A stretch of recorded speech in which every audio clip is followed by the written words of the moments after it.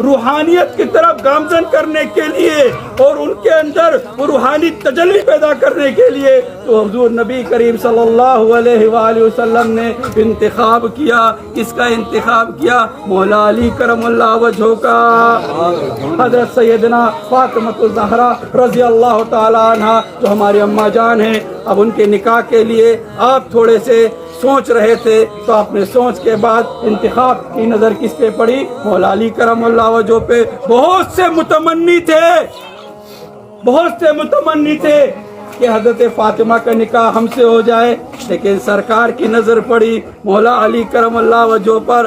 اب یہاں پر سرکار کا نے نکاح کر دیا، پورے ترتیب ہو گئی.